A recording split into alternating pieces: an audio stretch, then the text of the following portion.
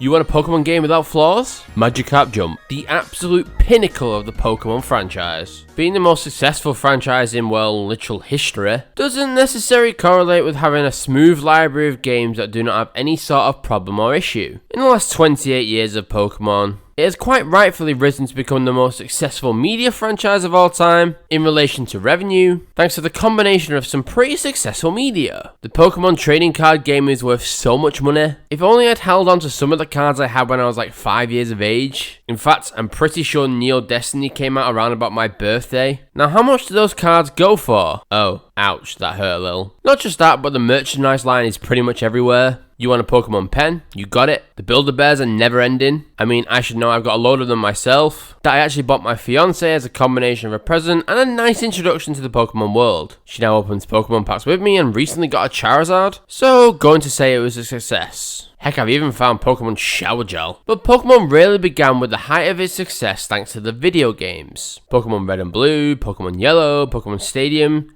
Hey You Pikachu? While Pokemon has completely captured the imagination of everybody, that does not mean every single game within the series is a complete masterpiece that has no room for potential improvement. In fact, I would say it's the complete contrary. There are definitely some elements within the Pokemon games that could do with some serious improvement, or there are some things that have been taken out of Pokemon games that need to be put back in, that would not only improve the gameplay but the experience as a whole. Now, this could range from a combination of things, including building on a much light game, a game that needs just a bit more work to reach its max potential, or a game that's not been well received whatsoever. I'll give you a few examples for reference. Super Mario Party needed more boards to allow for more replayability, Mario Strikers Battle League needed a lot more single player content, and FIFA just needed to stop in general. Sorry, I was having flashbacks to when I used to play it for 8 hours a day. That game still haunts me. But you can see my point. Very rarely will any video game franchise have entries within it that are so perfect and complete that you do not need a single improvement within that would generally improve its quality of life and experience. Unless you're Breath of the Wild, which I've actually had for ages now, and this is the first time I'm putting it in my Nintendo Switch. I don't know why it's taken me so long. So, let's look at some major Pokemon games within the franchise and see what improvements those games could have in order to have a better experience as a whole. But first, I'm going to start off this video with a bit of a disclaimer. This is my opinion, of course, on these Pokemon games in general and what they need to improve. If you think they're better or worse, then that's perfectly okay. In fact, if you disagree with my opinion, you need to make sure to hit that like button and subscribe button. I guarantee you it's the only way I know that you disagree with me. Okay, let's start. Here's how to improve some Pokemon games. The Pokemon TCG Live game is an interesting predicament within the franchise. It was brought in to replace a generally popular and well-liked game, the Pokemon Trading Card Game Online, available already in the TCG. Naturally, if there's a plan to replace a previous online version with a new one, you'd be right to assume that this is done to improve the general day-to-day life of the game, as well as improvements to the engine and general gameplay. And I don't think things have improved actually, and instead have actually got worse. It's a pretty strange situation for the trading card game in general. I've been around long enough to see the rise of pack openings for quite a while on YouTube. Not just within the Pokemon community, but back in the FIFA days when pack openings were a big commodity to watch. They would get thousands and thousands of views, even like 11, 12 years ago. You got to see other people open packs and don't get any of the repercussions of spending your own money. Not just the pack openings, but the general collecting of it is very popular. And then of course it goes without saying the regional tournaments. Being able to actually competitively compete in Pokemon. It's just a massive market for the TCG in general. Funnily enough, I was once a big collector when I was very young and would often get loads of Pokemon cards at birthdays or at Christmas. I sadly one day made the great decision to get rid of all of them, which I'm still kicking myself to this day because I definitely had some good things in there. I recently got back into collecting cards thanks to the 151 set and Paradox Rift, which trust me is a slippery slope to join. Anyways, the success of the actual cards, making a video game version or an online version is something that's beneficial to the franchise. If you think of the success of all the Yu-Gi-Oh video games over the last 20 years with so many different types of titles and ideas, it's clear that people actually want it. Personally for myself, I absolutely love Duels of the Roses and the Tag Force games. They were definitely some of the best ones. But TCG Live isn't really challenging or taking advantage of that massive market when it could be. Even worse when you consider there's a literal blueprint of what TCG Live could become with Master Duel. Now again, while Master Duel has its own issues and problems without a doubt, it does have some things that TCG Live really should be doing in order to improve its experience and range. The first is its availability on console, even if it's just on the Switch itself. While many play games on the PC or phone, there's an untapped potential available on the Switch which could increase its success. And the second is there needs to be much more to do for any potential players. Online play can be fun, of course, but single player campaigns are also essential for a number of reasons. The first is the ability to test and try decks without much stress or worry about the opposition. While unranked exists, you still have to wait a while for opponents to make a move, whereas an AI will naturally move quite quicker. Not everyone has the ability to play the game in person anymore either. Trust me, if I could, I certainly would love to, but I simply don't have the time anymore dedicated to do that. There are a multitude of additional things within the TCG Live that need to be done in order to improve it and make it reach a higher level. But adding it to the Switch and creating more things to do in a single player campaign or option is the ideal option to not only improve playability, but to expand its reach. Okay, so I'm really going to try avoid sounding like some sort of serious broken record here when discussing Scarlet and Violet. Most points I'm going to make have been said 1,000 times, but the games are pretty much a mixed bag for everybody. I have already done a few previous videos on Scarlet and Violet, where I highlight both the positives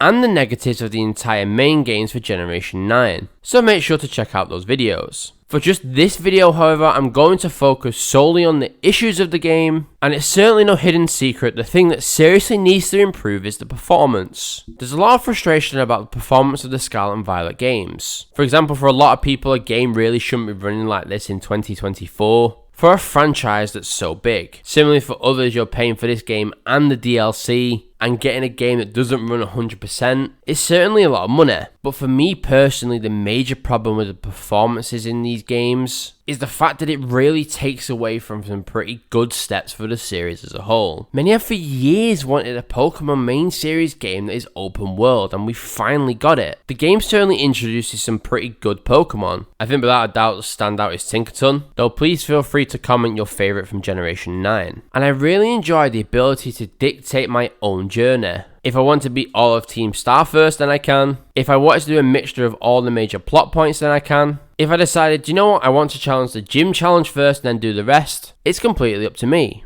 The Indigo Disc DLC allows me to run around as a Pokemon, so I get to use Empoleon, who runs around like he's Sonic or Naruto. There's some pretty positive steps for the franchise, but for a lot of people, and quite understandably, this has been ruined incredibly by the performance of the game that definitely hampers the experience. It's also very important to bear in mind that these games have been out for over a year now, and we've had a lot of opportunities to fix the problems within the game through patches and also DLCs. Something that's now become pretty common in the video game world that I'm not a big fan of is the tendency to release a game and then do a day one patch to fix some problems within the game. Personally, for myself, I'd rather they hold off until the game's completely ready, but I understand the way business works and this has become a common thing now in video games. But we've now reached over a year and a bit into the life cycle of Scarlet and Violet, and the game's quality issues are unfortunately still there for all to see. Funnily enough, when I was playing through the Indigo Disc DLC, I actually encountered more problems in the first 5 minutes than any other part of the game. I think it's a massive shame, unfortunately. When you see some of the reviews for Scarlet and Violet, they are up there as some of the worst rated games pretty much ever within the franchise. And the performance issues and the graphical problems within the game are a massive part of that. And look, we could discuss the time constraints and resource management as potentially mitigating factors for the team. Naturally, if you don't have enough resources to solve these issues and massive time constraints, any product that you have is going to suffer, and certainly won't reach the highest quality that it needs to. But even with that said, we still shouldn't be having games released in this state performance-wise, especially for a franchise that's this big. The improvements for Scarlet and Violet are pretty obvious. We really need the performance issues to be sorted. If they were, maybe it would claw back some reputation. I don't think fully, because it's definitely left a sour taste in a lot of people's mouths. But you know, at least some reputation could be clawed back. You probably never would have realised that Pokemon would test the waters by making their very own detective game that actually had confirmation of a film in the West before its actual release, and eventually it would get its own sequel. Detective Pikachu Returns allows us to revisit the world of the talking Pikachu,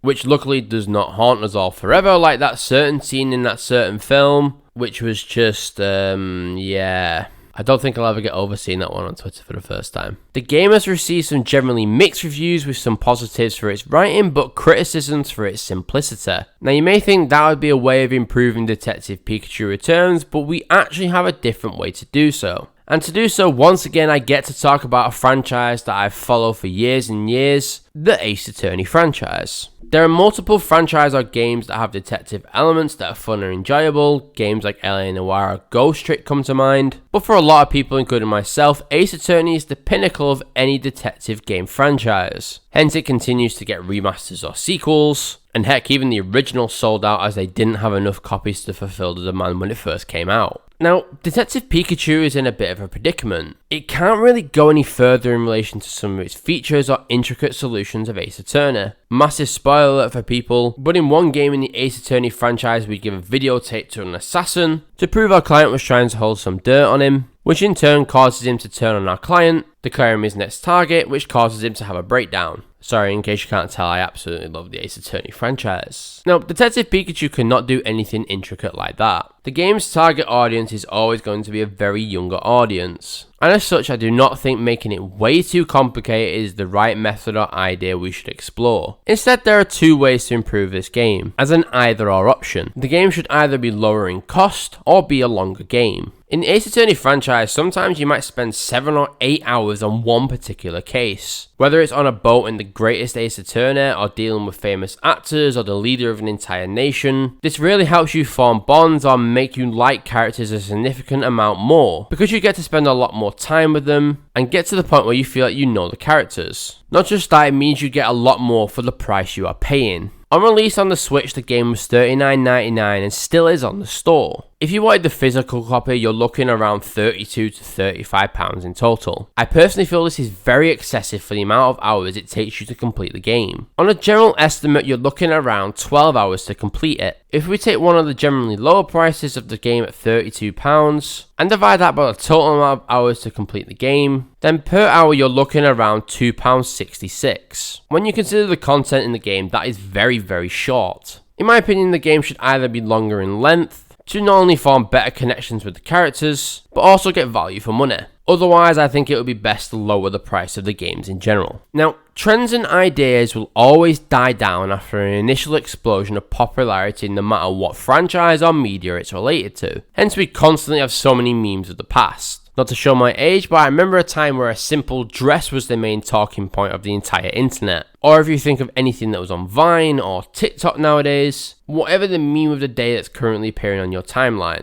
For example, one of the most recent ones to me is that Kurt Angle meme, and yes, I am a fan of wrestling. And Pokemon Go was part of a big popularity explosion like no other. I explicitly remember that time and that insanity of driving around with friends to try and catch some of the Pokemon, and all the attempts from people to try and download the game early due to its staggered release. For reference, it had been out for around about a week in Australia, New Zealand and the USA, and it also came out in Germany the day before we got a chance to play it in the UK. So naturally, as everybody was talking about it, everyone was trying to get it. Now, while that explosion of popularity naturally died down as a whole, Pokemon Go still formed quite a consistent player base, which, as a game that kind of started off as an April Fool's joke that turned into a serious one, that's definitely a good place to be. Now, when that thing happened in 2020 that made the world, kind of stand still, Pokemon Go introduced some changes that allow people to use remote raid passes and increase the range for Pokestops. Some of these changes were very, very important. They really benefited the game as a whole. Now, over the last few years, however, all of these have been slowly but surely removed, to the point where people have called for protests or boycotts on Reddit to no longer play it. We've now kind of reached the stage where most time researching Go is now paid for. Not just that, but the price for remote raid passes. The unfortunate thing is it couldn't be any more transparent if they tried. And that's a real shame. The game really showed what it could have been. The only way to improve Pokemon Go is to go back to the way it was when it was working. While the remote raid passes were one of the initial sources of anger for the Go player base, most major decisions since then have infuriated the people who play it, and deteriorated the game to its current state of what seemed to be money grabbing. If they went back to the way it worked, well, it could improve the game as a whole. I personally used to be quite a regular player myself, but nowadays I rarely even touch it, to the point where I feel like it's an actual chore to play. It's time to return to what worked instead of suffering with what we currently have. So, I'm going to throw it over to my comments to ask, how would you improve the Pokemon games? Is there a specific idea you have for a specific game? Or do you have any ideas that improve the games in general? Make sure to like and subscribe, as it really helps out my channel. Most people actually aren't subscribed. I will hopefully be coming back soon with a full analysis of Pokemon Scarlet and Violet once the epilogue is out. But until then, see you next time, guys.